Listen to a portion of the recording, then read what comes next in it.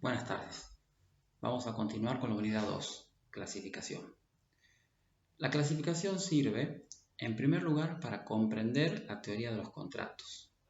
Así como Borges en Funes el Memorioso nos dice que paradójicamente la memoria consiste en olvidar, porque uno olvida parte de la información para retener solamente la importante. En el proceso de clasificación, lo que vamos a hacer es abstraer todas las características comunes de cierta clase de contratos y eso nos va a servir para comprender el funcionamiento y los alcances de la teoría contractual. Es decir, clasificar nos obliga a realizar un proceso inductivo-deductivo que nos permite determinar los principios comunes a las distintas categorías de contratos. Y una primera clasificación ya ha sido vista en las clases anteriores, el doctor Guayar la explicó, y la primera clasificación es la de los contratos llamados paritarios, los contratos por adhesión y los contratos de consumo, que son tres categorías distintas y que tienen regímenes jurídicos distintos. Y esto nos lleva a mencionar la segunda importancia de la clasificación, que es la de los efectos prácticos. O sea, clasificar los contratos nos sirve porque las distintas categorías de contratos tienen previstos diversos efectos prácticos, jurídicos prácticos, porque hay institutos y normas que se aplican a ciertas categorías de contratos y otras a otras diferentes. El código comienza la clasificación a partir del artículo 966 al 970. Yo les sugeriría que lean los artículos 1138 a 1143 del Código Civil de Vélez y los comparen, porque hay una pequeña variación en cuanto a las clasificaciones que contiene la ley. Partimos en nuestra clasificación, en la del Código de Vélez y en el Código Nuevo, hemos partido de la base del inspirador del Código de Vélez, que es el Código Civil francés de Napoleón de 1810, que sigue vigente con obvias modificaciones, y que contiene una clasificación entre los artículos 1101 a 1107, que les sugiero también que los lean. Valga la aclaración que por obvias razones de tiempo no vamos a poder desarrollar todos los temas, simplemente vamos a indicar las pautas para que ustedes los estudien, sin perjuicio de las clases de consulta, que son aquellas en las cuales vamos a evacuar todas las dudas que quedaran. El Código Civil francés establecía la clasificación a partir de los llamados contratos creditorios, que son definidos en el 1101 del Código Civil francés y a los que hace referencia el 1126 del Código Civil francés y siguientes, que se refieren siempre a contratos que crean obligaciones. Ya hemos visto también en clases anteriores las dos tesis, la amplia, la restringida y la tesis intermedia también si se quiere, en la cual nos preguntábamos si el contrato solamente creaba obligaciones o si producía otros efectos distintos, o sea, si incidía también en el ámbito de los derechos reales, por ejemplo. Por la definición del Código de Napoleón, el contrato creaba obligaciones y es la definición que dio pie a la tesis restringida. Nosotros adoptamos la amplia y creo que es la que surge del nuevo código también. Pero se estructura el Código de Napoleón a partir de los contratos creditorios, que son aquellos en los cuales ambas partes asumen obligaciones recíprocas. A partir de allí hay una serie de clasificaciones, la primera de las cuales vamos a desarrollar a continuación, es la de contratos unilaterales y bilaterales. Pero también hemos visto en las clases anteriores, y ya lo han visto en Civil 1, que el contrato es una especie del género acto jurídico, lo cual lleva varias consecuencias prácticas. La primera es que las normas sobre actos jurídicos se aplican a la materia contractual en la medida en la cual no fueran modificados por una ley o una norma particular. Pero además es necesario, para evitar confusiones, señalar que como el contrato es una especie de acto jurídico, debemos ubicarlo dentro de la teoría de los actos jurídicos y de la clasificación de los actos jurídicos. Y aquí aconsejo también ver la clasificación de Vélez del Código Civil de Vélez, de los artículos 896 y siguientes, porque es más completa y más clara que la del Código Nuevo. En el Código Civil vigente se distinguen los actos o los hechos entre los voluntarios, artículo 260, y los involuntarios. Voluntarios son aquellos realizados con discernimiento, intención y libertad, son los requisitos internos, pero además es necesario un acto exterior por el cual la voluntad se manifieste. Los actos voluntarios, a su vez, pueden ser lícitos o ilícitos.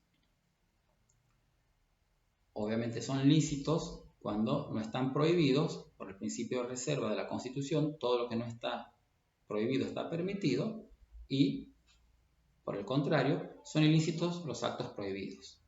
Dentro de los actos voluntarios lícitos podemos distinguir además los simples actos regulados por el 258 o definidos por el 258, y por otro lado la categoría de actos jurídicos regulados en el 259.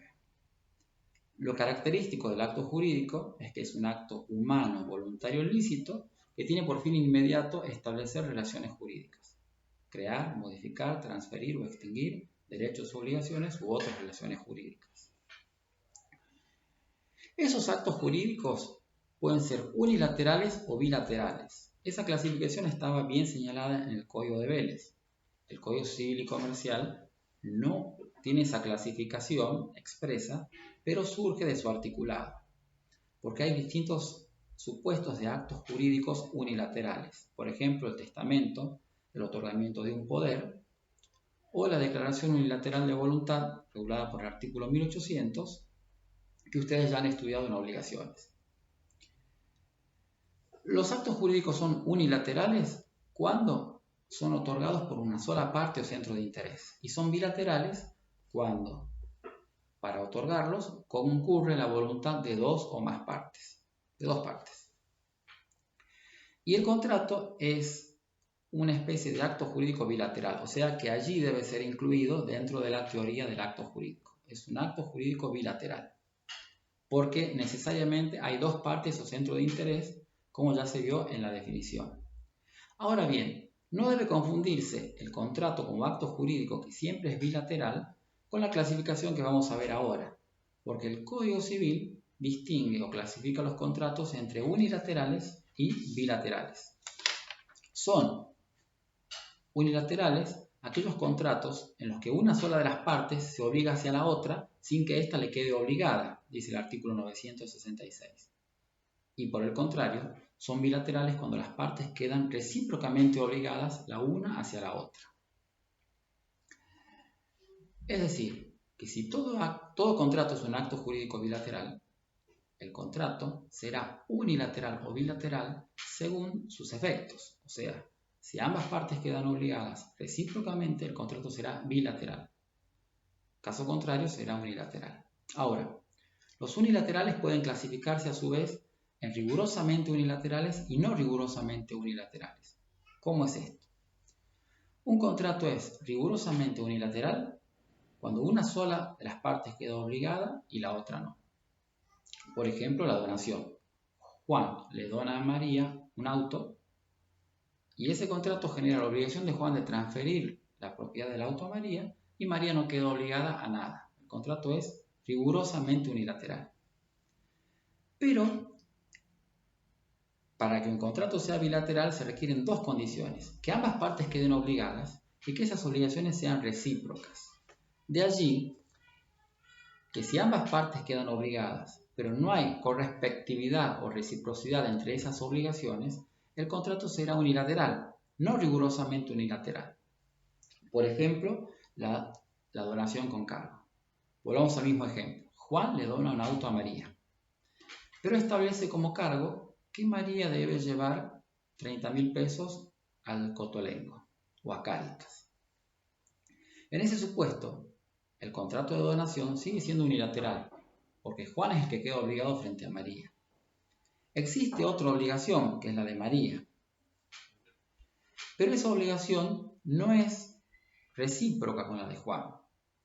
Esa obligación, rigurosamente, es un cargo que tiene sus efectos propios que vamos a estudiar cuando estudiemos el contrato de donación, pero que no guarda una relación de reciprocidad. Entonces, recapitulando, el contrato es rigurosamente unilateral cuando una sola de las partes queda obligada, y es no rigurosamente unilateral cuando existen obligaciones a cargo de ambas partes, pero no son recíprocas. ¿Cuándo hay reciprocidad? Cuando una obligación se explica por la otra y la otra por la una. O en otras palabras, cuando una parte contrata teniendo como causa fin obtener la obligación de la otra parte. Cuando veamos la causa, vamos a ver que la teoría clásica o antigua de la causa, llamada de la causa fina objetiva, decía o sostenía que en los contratos bilaterales la obligación o prestación a cargo de una de las partes es la causa de la otra y viceversa. Bueno, eso es la reciprocidad. Hay reciprocidad entre las obligaciones cuando una parte contrata y se obliga en miras a obtener la prestación que es objeto de la obligación recíproca, o sea, de la obligación que asume la otra parte. Bien, existe la duda, o se planteó en doctrina, si existía una otra categoría entre las de unilaterales y bilaterales, y se hablaba de la categoría de los llamados bilaterales imperfectos. Y se ponía como ejemplo al mandato gratuito o al depósito, que es gratuito, que son contratos en los cuales solamente una de las partes quedó obligada. El mandatario a cumplir con el encargo, el depositario a custodiar la cosa y a devolvérsela al depositante. En esos contratos que son unilaterales, sin embargo, pueden surgir obligaciones a cargo de la otra parte, de la que no está en principio obligada. Por ejemplo, si el mandatario tiene que incurrir en gastos o el depositario incurre en gastos para cumplir con el contrato, la otra parte, mandante o depositante, debe resarcir esos gastos. Bueno, a esta clase de contratos se les llama bilaterales imperfectos, o parte de la doctrina se los llama bilaterales imperfectos. Pero en rigor de verdad son unilaterales porque esa obligación de resarcir los gastos que surge en cabeza del mandante o del depositante no es recíproca con la obligación principal, que es la que asume la contraparte. En otras palabras, para que la reciprocidad de las obligaciones dé lugar a un contrato bilateral, debe ser genética o estar determinada desde el comienzo del contrato. En el caso del mandato, del depósito y los otros ejemplos que se dan como supuestos de bilateralidad imperfecta, la obligación no surge genéticamente del contrato ni de su causa fin, sino de un hecho posterior que se produce con motivo del cumplimiento del mismo, que son los gastos en que incurre el mandatario o el depositario. Recapitulando, no existe, en nuestra opinión, la categoría de bilaterales imperfectos. Los contratos son unilaterales o bilaterales. ¿Tiene alguna importancia práctica determinar si un contrato es unilateral o bilateral? Por supuesto que sí. En primer lugar, por la exigencia del doble ejemplar. El Código Civil de Vélez establecía expresamente que los contratos bilaterales deben hacerse e instrumentarse en doble ejemplar, con algunas excepciones. El Código Nuevo, el Código Civil y Comercial, no contiene esa previsión, pero sin embargo, cuando estudiemos la forma y la prueba, vamos a ver que es por lo menos conveniente acudir a la instrumentación en doble ejemplar siempre que el contrato sea bilateral, porque ese ejemplar es el que nos permite demandar el cumplimiento en juicio si es que fuera necesario y por lo tanto resulta conveniente que cada una de las partes tenga la instrumentación o el instrumento donde consta el contrato. Pero tiene otros efectos prácticos. Por ejemplo, la resolución del artículo 1087 está prevista para los contratos o tiene efectos propios para el caso de los contratos bilaterales. La suspensión del cumplimiento del artículo 1031 también tiene un ámbito de aplicación acotado a los contratos bilaterales. El artículo 874, que ya estudiaron en obligaciones y que establece el lugar de pago cuando las partes no lo fijaron contractualmente, también establece una diferencia entre los contratos unilaterales y bilaterales. Y básicamente la interpretación del contrato, que está regulada entre otros por los artículos 1061, 1064, 1068, la interpretación va a ser diferente cuando estemos frente a un contrato unilateral o bilateral. Porque, volviendo al concepto de causa-fin, en el contrato bilateral la reciprocidad de obligaciones establece que toda interpretación se haga en el sentido de mantener el sinalagma o la equivalencia o la reciprocidad de las obligaciones. En cambio, la interpretación de los contratos unilaterales va a tender a, en caso de duda, establecer la liberación de la parte que se obliga. Pero todo esto va a ser desarrollado cuando toquemos ese tema.